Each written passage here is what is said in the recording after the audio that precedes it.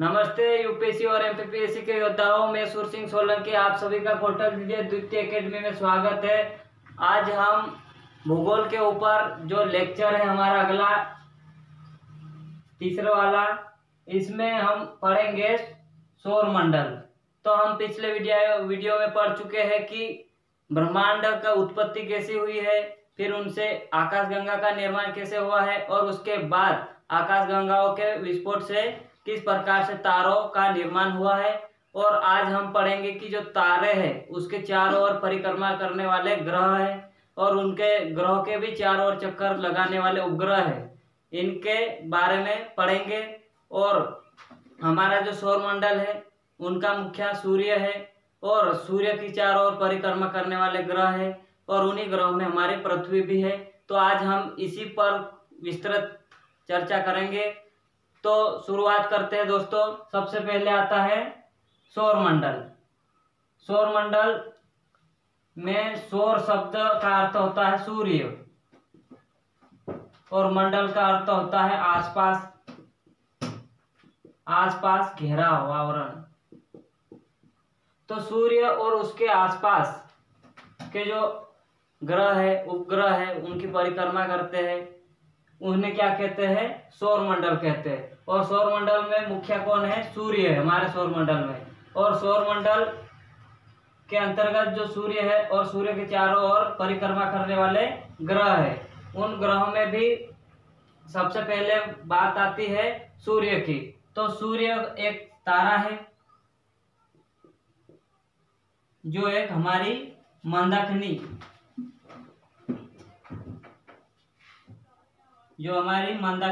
या दुग्ध मेखला का एक हिस्सा है और मंदाकिनी ही हमारे सूर्य का निर्माण का स्रोत है। अब सूर्य वे आकाशीय पिंड है जिसका स्वयं का प्रकाश और ऊष्मा होती है, उसे बोलते हैं सूर्य। और सूर्य का जो बाहरी आवरण है, जो प्रकाशित भाग है, उसे प्रकाश मंडल कहते हैं। सूर्य का वह आवरण जो प्रकाशमान दिखाई देता है उसे प्रकाश मंडल कहते हैं। और सूर्य का वह भाग जो केवल सूर्य ग्रहण के समय ही दिखाई देता है उसे बोलते हैं कोरोना। ये जो अंदर जो आवरण ये जो दिखाई देता है, ये केवल कब दिखाई देता है? सूर्य ग्रहण के समय ही दिखाई देता है, उसे बोलते हैं कोरोना। और वर्तमान में जो कोरोना वायरस चल रहा है उसकी आकृति जो सूर्य का चंद्र ग्रहण के समान दिखाई देती है, उसके कारण उसका नाम पड़ा है कोरोना। अब बात आती है कि जो सूर्य है, सूर्य के अंदर ऊर्जा का स्रोत है क्योंकि इसका खुद का प्रकाश और ऊष्मा होती है। इसका मुख्य कारण यह है कि इसमें फ्यूल ईंधन के रूप में हाइड्रोजन और हीलियम गैस पाई जाती है। और इसी कारण से इसके अंदर नाभिकीय संलयन क्रिया होती है और नाभिकीय संलयन क्रिया होने के कारण से इसमें जो हाइड्रोजन है वो हीलियम में परिवर्तित होता है। तो इनसे ऊर्जा निकलती है और ऊर्जा निकलने के साथ साथ प्रकाश भी उत्पन्न होता है, जिससे सौरमंडल के जितने भी ग्रह है, उपग्रह है, वह प्रकाशित होते हैं। तो जब सूर्य के अंदर नाभिकीय संलयन प्रक्रिया होती है तो प्रकाश के रूप में आग की लपेटें बाहर निकलती है और आग की लपेटें जैसे ही वो सौरमंडल में फैलती है तो उसके कारण से जो हमारी पृथ्वी है, सौरमंडल में हमारी पृथ्वी तीसरे नंबर पर है। और तीसरे नंबर पर होने के कारण से जो सूर्य की लपेटें हैं वह जो पृथ्वी है, पृथ्वी का जो वायुमंडल है, वायुमंडल में पहुंच जाता है। और पहुंच जाने के कारण से जो दक्षिणी ध्रुव है और उत्तरी ध्रुव है, वहां पर प्रकाश रंगीन प्रकाश में बदल जाता है, क्योंकि हमारे वायुमंडल में वायु पाई जाते हैं और जो सूर्य से निकलने वाली सौर ज्वालाएं उन वायुमंडल से टकराती है और टकराने के कारण से रंगीन कलर में बदल जाता है। तो जो उत्तरी गोलार्ध में बनता है उसे ऑरोरा बोरेविलिस कहा जाता है। ऑरोरा बोरियाविलिस। और जो दक्षिणी भाग में चमकता हुआ दिखाई देता है उन्हें, क्योंकि पृथ्वी के दक्षिणी गोलार्ध में ऑस्ट्रेलिया स्थित है तो उसे हम ऑरोरा ऑस्ट्रेलिस के नाम से जानते हैं, ऑस्ट्रेलिस।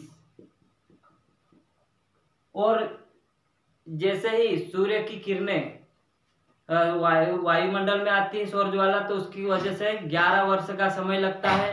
तो जैसे ही वायुमंडल में प्रवेश करता है तो उसमें काले रंग के धब्बे बन जाते हैं जिसे सौर कलंक कहते हैं।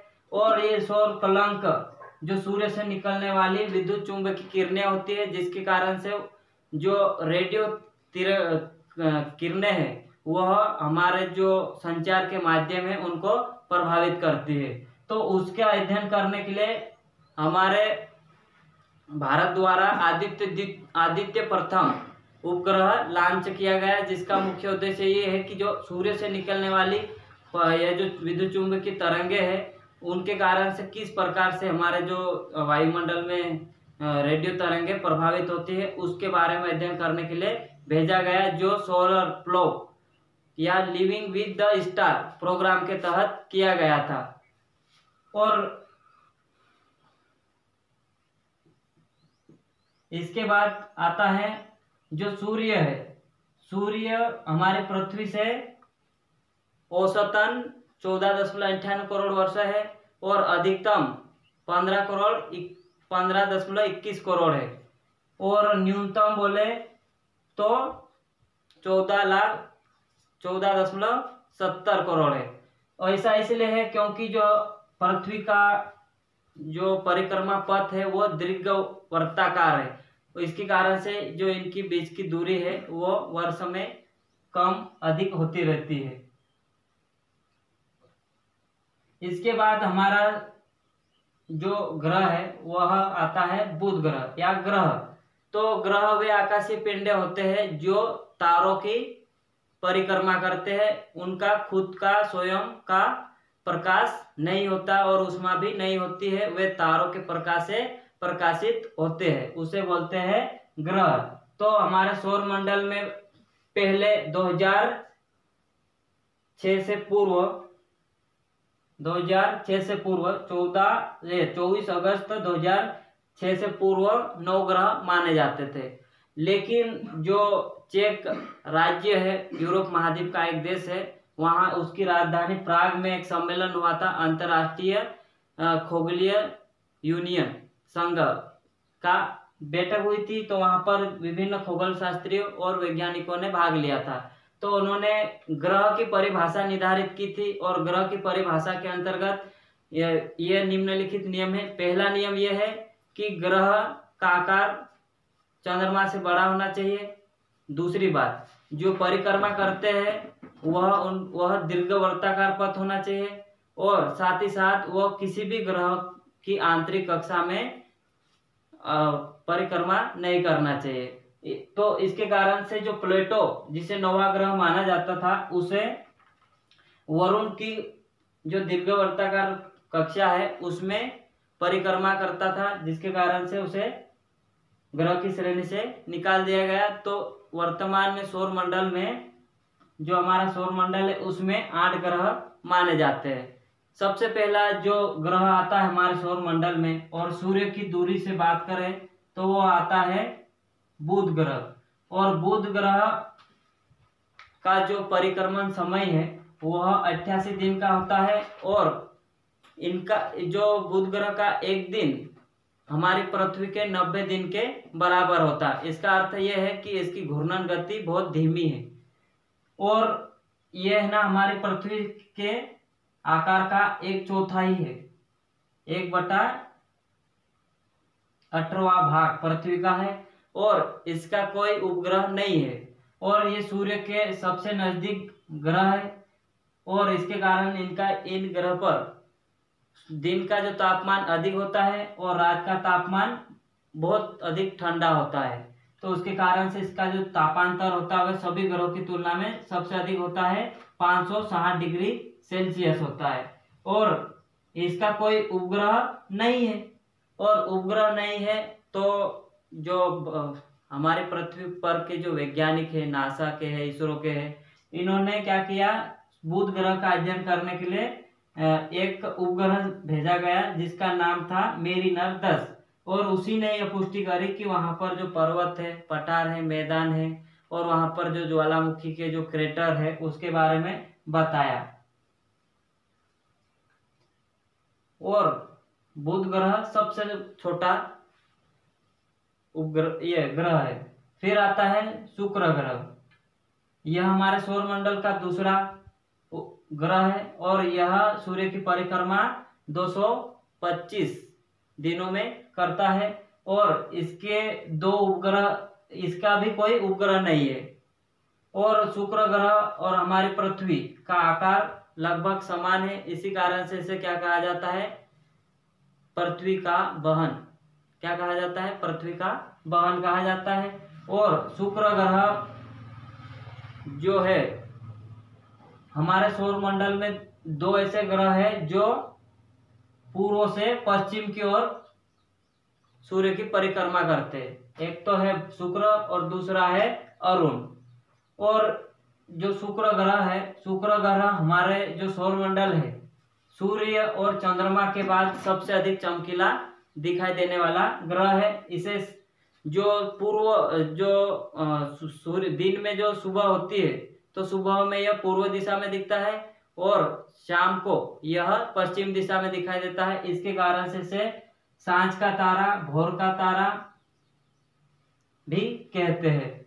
और इसका कोई उपग्रह नहीं है। और इसके भी अध्ययन करने के लिए वैज्ञानिकों द्वारा अलग अलग उपग्रह भेजे गए थे। फिर बाद में आता है हमारी पृथ्वी, जो कि सौरमंडल में तीसरी नंबर के ग्रह है और आकार की दृष्टि से यह सौरमंडल में पांचवी सबसे बड़ी ग्रह है। और इसका जो दीर्घवृत्ताकार परिक्रमा 365 या 66 दिन में परिक्रमा करती है। और पृथ्वी पर जल, वायु और गैसों का संगठन पाए जाने के कारण से यहाँ पर जीवन है और यह हरी भरी दिखाई देती है। इसके कारण से इसे क्या कहा जाता है, जीवित ग्रह कहा जाता है। और जो हमारे सूर्य से है दूरी 14.98 करोड़ किलोमीटर है। और जो हमारी पृथ्वी है उसका एक उपग्रह है जिसका नाम है चंद्रमा। क्या है, चंद्रमा। और चंद्रमा के बारे में जो है, इसका जो सूर्य के चारों ओर घूर्णन है, हमारी पृथ्वी के चारों ओर घूर्णन भी है और सूर्य के चारों ओर भी घूर्णन करते हैं। मतलब पृथ्वी के साथ साथ घूर्णन और परिक्रमण करते हैं। तो इसका पृथ्वी का घूर्णन अवधि और चंद्रमा की घूर्णन अवधि समान होती है, 27-28 दिन के लगभग। इसके कारण से पृथ्वी का ये जो चंद्रमा है उपग्रह, इसका केवल एक ही भाग दिखाई देता है, इसीलिए ऐसा होता है। और इसमें दो स्थितियां आती है। लगभग एक महीना माना जाता है इसके घूर्णन अवधि को। 15 दिन इसका आकार बढ़ता है और 15 दिन इसका आकार घटता है। तो 15 दिन में जब बड़ा दिखाई देता है, पूरा गोल दिखाई देता है, तो उसे पूर्णिमा कहते हैं। और जब पूरी तरह से दिखाई नहीं देता है तो उसे क्या कहते हैं,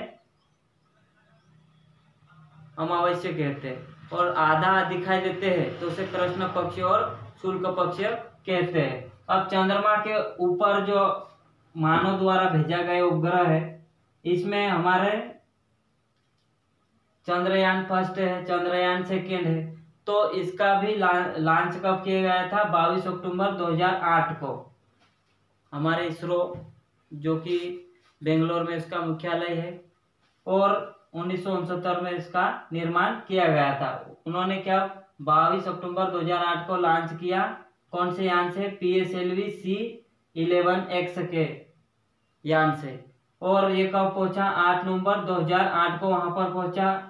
और ऐसा करने वाला भारत देश छठवें नंबर में आ गया। और इसमें सबसे पहले चंद्रमा पर पहुंचने वाला कौन है, USA। और सबसे पहले चंद्रमा पर पैर रखने वाले व्यक्ति कौन है? Neil Armstrong. और दूसरा व्यक्ति है एडविन एल्ड्रिन। दो व्यक्ति थे जिन्होंने 1969 में अपना कदम रखा चंद्रमा के ऊपर। और चंद्रयान फर्स्ट का यही उद्देश्य था कि चंद्रमा पर किस प्रकार से उसकी उत्पत्ति हुई है, उस पर कौन कौन से खनिज पाए जाते हैं, वहां पर जल है कि नहीं है, इस आदि का अध्ययन करने के लिए चंद्रयान फर्स्ट भेजा गया था। और वो सफलता मिलने के बाद भारत 2009 में चंद्रयान दूसरे का भी डिजाइन करना शुरू कर दिया था और उसे 23 जुलाई 2009 को PSLV MK3 के माध्यम से भेजा था। और भेजने के बाद इसके एक ऑर्बिटर था, एक रोवर था और एक प्रज्ञान रोवर का नाम था, ऑर्बिट था और एक विक्रम लैंडर था, ये थे। और यह क्या हुआ था? असफल हो गया था। 2 किलोमीटर के लगभग दूर क्या हुआ था? असफल हो गया था। तो ये मिशन अब क्या हो गया है? असफल। अब अगला मिशन की भी तैयारी की जा रही है चंद्रयान 3 की, जिसे 2022-23 के अंदर प्रक्षेपित करने की बात चल रही है। फिर बाद में आता है चंद्रमा के ऊपर जो चंद्रमा है, चंद्रमा पर भी घटनाएं होती है। उसमें सुपर मून की घटना, ब्लू मून की घटना और रेड मून की घटना, और एक आती है सुपर ब्लू रेड मून की घटना। सुपर मून उसको बोलते हैं जब पृथ्वी और चंद्रमा के बीच की दूरी अगर कम होती है तो जो चंद्रमा है वो आकार में ज्यादा बड़ा और चमकीला दिखाई देता है, उसे क्या कहते हैं? सुपर मून कहते हैं। और सुपर मून की घटना भी 1-2 साल के अंदर घटित होती है, उसको बोलते क्या? Super moon. और ब्लू मून उसे कहते हैं जब एक ही महीने के अंदर 2 या 2 से अधिक पूर्णिमा होती है, तो उसे क्या बोलते हैं? ब्लू मून कहते हैं। और रेड मून उसे कहते हैं जब एक वर्ष के अंदर 2 या 2 से अधिक चंद्र ग्रहण होते हैं, और इसी कारण से उसे क्या कहते हैं? रेड मून कहते हैं। और जब ऐसी घटना जो एक साथ होती है उसे कहते हैं सुपर ब्लू ब्लड मून कहते हैं। तो ये वाली बातें थी चंद्रमा के ऊपर। अब आता है अगला ग्रह मंगल ग्रह। मंगल ग्रह को लाल ग्रह भी कहते हैं और ये हमारे सौर मंडल में 4थे नंबर का ग्रह है। और यह सूर्य की परिक्रमा 687 दिन के अंदर करता है और हमारी पृथ्वी से लगभग बराबर आकृति में है, उसके दिन बराबर है। और इसी कारण से पृथ्वी का जो एक दिन होता है लगभग 24 घंटे के रहता है, और जो चंद्रमा है उसका 24.5 घंटे रहता है। और चंद्रमा के ऊपर ये जो मंगल ग्रह है, मंगल ग्रह के ऊपर भी क्या हो चुका है? नासा के द्वारा, इसरो के द्वारा विभिन्न अभियान भेजे जा रहे हैं। इससे यह पता लगाया जा रहा है कि यहाँ पर जल है कि नहीं है, और वहाँ पर खनिज है कि नहीं है, वहाँ पर मानव रह सकता कि नहीं रह सकता, उसके ऊपर प्रोसेस चल रही है। तो उसके ऊपर भी कई उपग्रह भेजे जा चुके हैं। मार्स ओडिसी है, मार्स फाउंडर है। और हमारे भारत की बात करें तो मंगलयान जो 2013 में लॉन्च किया गया था और पहली बार में सफल भी हुआ था मंगलयान। और इसीलिए मंगलयान नासा द्वारा एक नेचर पत्रिका प्रकाशित की जाती है जिसमें यह बताया गया कि जो मंगलयान है 2013 वाला, वो यह है कि वह उस समय का सबसे अच्छा सुपर स्पेस क्राफ्ट का नाम दिया गया। और इसे हमारे जो भारतीय रुपया है 2000 रुपये के नोट पर भी मंगलयान का चित्र अंकित किया गया है। और मंगल ग्रह के 2 उपग्रह है, फोबोस और डिबोस। और जो डिबोस है वो हमारे पूरे सौर मंडल का सबसे छोटा उपग्रह है। और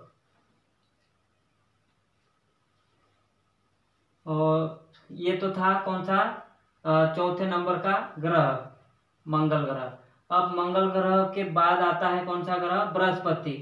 तो मंगल ग्रह और बृहस्पति ग्रह ये सौर मंडल का कौन से नंबर का ग्रह है? 5वें नंबर का ग्रह है। और आकृति आकार के आधार पर यह सौरमंडल का सबसे बड़ा ग्रह है और इसके लगभग 67 उपग्रह है। और उसका सबसे बड़ा उपग्रह कौन सा है? गेमिनिड है, जो सौरमंडल का सबसे बड़ा ग्रह है।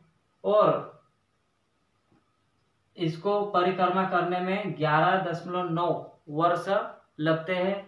और आकृति में 5वें नंबर का सबसे बड़ा उपग्रह ग्रह है। और इसके सबसे अधिक उपग्रह होने के कारण से इसे लघु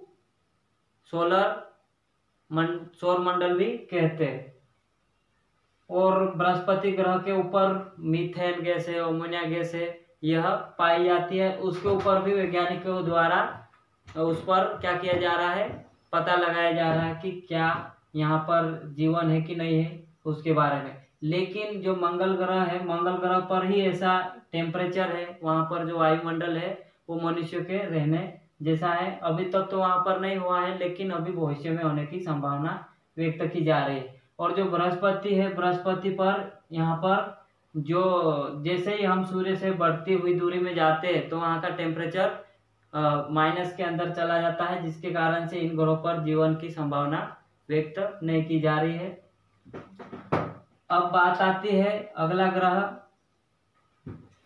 इससे पहले हम पढ़ना चाहेंगे कि जो शूद्र ग्रह है वो मंगल ग्रह और बृहस्पति ग्रह के बीच में बहुत सारे छोटे छोटे पिंड पाए जाते और उसे क्या कहते हैं? क्षुद्र ग्रह कहते हैं। और क्षुद्र ग्रह के अंतर्गत जो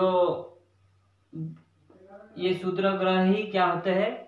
जब मार्ग भटक जाते हैं तो मार्ग भटक जाने के कारण से क्या होता है? ये मंगल की कक्षा को छोड़ते हुए वो किधर आ जाते हैं? हमारी पृथ्वी की कक्षा की ओर आ जाते हैं। तो आप लोगों ने सुना होगा कि महाराष्ट्र की जो लोनार झील बनी है वो एक एस्टेरॉइड जो क्षुद्र ग्रह है उसके टकराने के कारण से बनी, ऐसा माना जाता है। तो इसलिए भी इसका क्षुद्र ग्रहों का योगदान है। और इन क्षुद्र ग्रहों से जो मिट्टी प्राप्त होती है उससे यह पता करने में मदद मिलती है कि जो हमारा सौरमंडल में जो जितने भी ग्रह है उसको समझने में मदद मिलती है।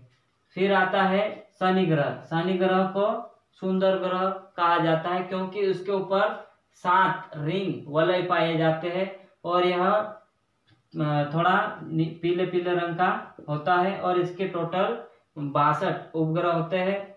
और ये जो ग्रह है शनि ग्रह यह सौरमंडल में 6ठे नंबर का ग्रह है, लेकिन आकृति में दूसरा सबसे बड़ा ग्रह है। अब शनि ग्रह के ऊपर वलय पाई जाती है और यहाँ का जो वातावरण है वो एक गैसीय प्रकृति का है। यहाँ पर भी अमोनिया गैस पाई जाती है, मीथेन गैस पाई जाती है, ये गैसें यहाँ पर पाई जाती है। और यह भी सौरमंडल में अधिक दूरी पर होने के कारण से क्या है कि यहाँ पर भी जीवन की संभावना नहीं है।